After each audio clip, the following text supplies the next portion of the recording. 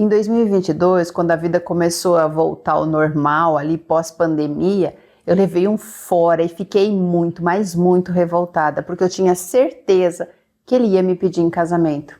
Mas não foi isso que aconteceu. Porque ele só não me deu um fora após eu pegar ele com outra. Ele assumiu essa mulher, a rainha do município da minha cidade. E em menos de 4 meses, noivou com ela. O ódio tomou conta de mim. E eu fui pro YouTube para saber tudo sobre esse assunto de simpatia e trabalho para trazer a pessoa de volta. Só que antes de eu prosseguir, eu preciso falar como era a minha vida antes de tudo o que aconteceu. Eu saí de casa com 17 anos para fazer faculdade de Direito. Me formei em 5 anos e já passei no exame da OAB. Como vocês podem ver, eu não sou nenhuma ignorante, porém, eu assumo que eu sou estúpida e impulsiva, além de muito, mas muito ciumenta. Quando eu tava para completar 30 anos, uma carreira estruturada, uma casa linda financiada pela Caixa, um carro legal, eu vivia muito bem, eu e o meu cachorro. Eu sempre saía com os meus amigos nessa época e a gente se divertia pra caramba.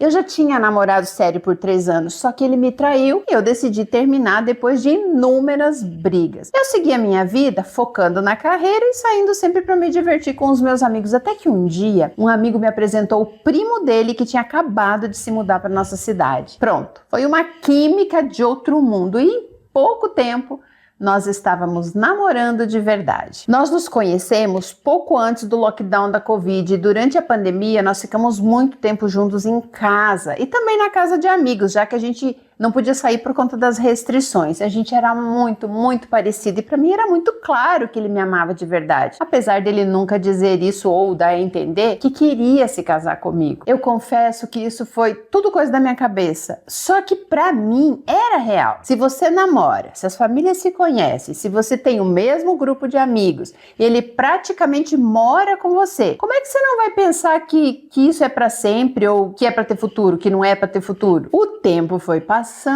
e mais ou menos depois de 2 anos de namoro, ele começou a ficar esquisito e a me evitar. Ele dizia que estava com muito trabalho para fazer e era sempre essa desculpa. Ele é arquiteto, então ele trabalha bastante em casa. E então, a desculpa dele nos finais de semana e à noite era que tinha projeto para entregar e que precisava focar. Então ele começou a recusar os encontros e as festas com os nossos amigos. Um dia a gente foi convidado para o aniversário de um amigo em uma boate. E aí, como ele falou para mim que ele não iria, eu disse que eu também não iria, que eu ia dormir mais cedo. Só que aí depois me bateu uma bad, um tédio, e eu me arrependi, aí decidi ir mesmo sem ele. Já era bem tarde. E quando eu cheguei lá, quem eu encontro? Sim, o meu namorado de conversinha com a nossa rainha do município. Ele não tinha me visto ainda, então eu fiquei ali só observando os dois. Eu confesso que eu pensei que o meu coração ia explodir de tanto que pulsava aqui no meu pescoço. Eu queria estrangular ele bem ali de tantos ciúmes e raiva que eu senti vendo aquilo. Ele disse que não ia e me deixou em casa e saiu sozinho. Eu tava petrificada. E aí, de repente, um amigo dele me viu e veio falar comigo. Na hora, gente, eu saquei que eu era uma idiota, porque todo mundo sabia o que estava acontecendo, menos eu. E aí, enquanto eu ficava em casa, ele ia nos eventos sem mim. Ele foi tão covarde que não teve a decência de terminar comigo e sair pela porta da frente. Ele preferiu me sacanear. Quando ele me viu, todo aquele sorriso saiu do rosto dele. Foi como levar um copo de água gelada no meio das fuças e acordar de um sono profundo. Ele levou um choque. Mas eu não dei nem a oportunidade dele vir conversar comigo. Eu saí correndo e desapareci, vazei daquele lugar. Eu cheguei em casa com tanta raiva que eu não conseguia dormir naquela noite. Eu enviei 1 milhão de mensagens, chamando ele de tudo quanto é coisa e jogando coisas na cara dele, até que ele só escreveu assim: é por você ser assim que não consigo mais continuar. Melhor ir cada um pro seu lado. Nossa! Aquilo acabou comigo e pior, me bloqueou logo em seguida, sem me dar a oportunidade de falar mais umas verdades para ele. Pensei em voltar lá na festa e fazer um escândalo, mas nisso uma amiga me ligou e começou a falar mal dele. Aí isso fez com que eu não me sentisse tão idiota e sozinha. De manhã, eu já mais calma, né? Então eu decidi ir na casa dos pais deles já, que era lá que ele ficava quando eu não estava na minha casa. Eu fiquei a noite toda acordada. E aí eu parei para pensar que eu não tinha visto nada de grave. Eu só tinha visto ele conversando com a moça e sorrindo. Aí nessa hora, eu me questionei se ele realmente não estava certo quando falou daquela forma comigo, antes de me bloquear. Só que assim que eu cheguei na casa dos pais dele, atrás dele para pedir desculpa, a mãe dele me disse que ele havia saído e dito que ia dormir na minha casa. E como para um bom entendedor meia palavra basta, saquei tudo. Ele dormiu com ela e com certeza não foi a primeira vez. Nossa, todo o meu ódio voltou. Ele nem se importou em como eu estava me sentindo, ele já foi dormir com outra. E aí nesse momento, fui eu que disse para mim mesma que não queria mais nada com ele. Só que aí eu comecei a dar uma de louca e comecei a stalkear os dois nas redes sociais, mas eles perceberam e fecharam os perfis. Aí uma outra amiga minha me deu vários conselhos e por mais que eu estivesse triste e decepcionada, eu decidi seguir a minha vida e pensei ter superado. Até o dia que recebi um print dizendo que ele tinha pedido ela em noivado. Aí eu sucumbi, eu não aguentei, afinal, ele praticamente morava na minha casa e nunca nem falou em casamento. E agora, em menos de 4 meses, ele já ia se casar com outra? Não. Vocês lembram da minha amiga que me ligou para falar mal dele na noite fatídica? Então, ela manja, né, dessas paradas de trabalho para trazer o amor de volta. Eu liguei para ela e falei que eu queria destruir os dois, mas ela me disse que não valia a pena porque poderia ter consequências para a minha vida. E que era melhor eu deixar que seguissem as suas vidas, mas eu não consegui.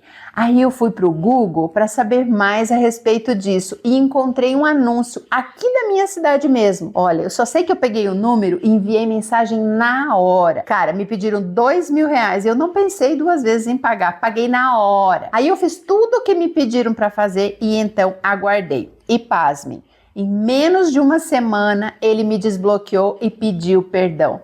Nossa, eu fiquei sem palavras, era tudo o que eu mais queria. Falou que estava noivo e que não deveria ter feito aquilo comigo e que eu tinha sido importante para ele, mas que agora precisaríamos seguir nossas vidas. Pronto, não tinha nada a ver com a tal macumba, era só para jogar mais uma pá de terra sobre o meu caixão. Mandei ele se ferrar e bloqueei. Aí eu entrei em contato com a dita cuja que me arrancou R$2.000 e ela disse que isso já era parte do processo e que eu teria que ter um pouco mais de paciência. Aí então eu fui lá e desbloqueei de novo. Passaram-se mais 3 dias e ele veio me dizer que a noiva dele tinha terminado com ele, porque descobriu que ele estava vendo as nossas fotos e chorando. Eu confesso que eu fiquei tentando imaginar a cena. Foi bizarro ele me contando isso. E para encurtar a história, acabamos voltando. E aí eu pude voltar com a minha vida ao normal e tudo parecia bem. Se não fosse pelo fato de que ele não parecia mais a mesma pessoa.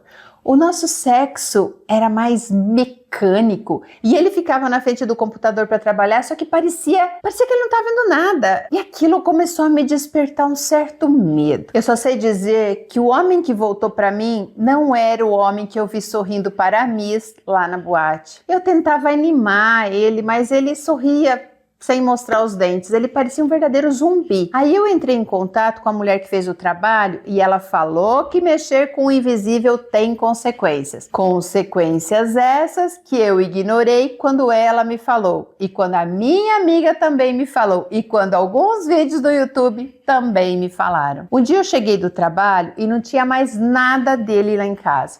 Aí eu enviei mensagem e ele não respondeu.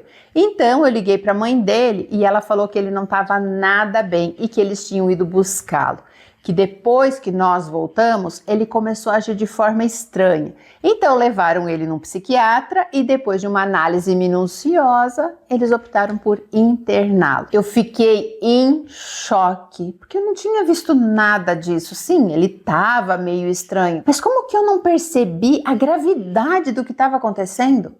Eu entrei em pânico e comecei a chorar e pensar que aquilo poderia ter sido culpa minha, mesmo sem eu ter certeza. A minha cabeça começou a girar, e eu entrei em um tipo de surto. Aí eu liguei para minha amiga e contei tudo que eu tinha feito para ela. Aí ela falou para eu ir para casa dela para a gente conversar. Ela falou que a gente tinha que ir num terreiro para ver o que dava para fazer. Só que antes de eu sair, eu acabei recebendo uma foto da minha casa em chamas. Era a minha vizinha da frente. Sim, gente, a minha casa pegou fogo sem explicação e o meu cachorro morreu queimado. Hoje eu tô morando em um pequeno apartamento alugado. Tô brigando na justiça pelo seguro da casa, já que era financiada. Fui afastada do escritório que eu trabalhava. Perdi o homem que eu pensava amar. Perdi meu cachorro, minha casa, minhas coisas e tudo isso por egoísmo, por não aceitar perder. Fui com a minha amiga ao terreiro e tive que aceitar a realidade. O pai de santo falou que o que foi feito, o que eu fiz, foi algo muito sério que possivelmente eu não conseguiria mais ter a mesma vida de antes. Pensei em procurar outras pessoas, centro espírita e tudo mais, só que eu não sinto mais vontade de fazer nada.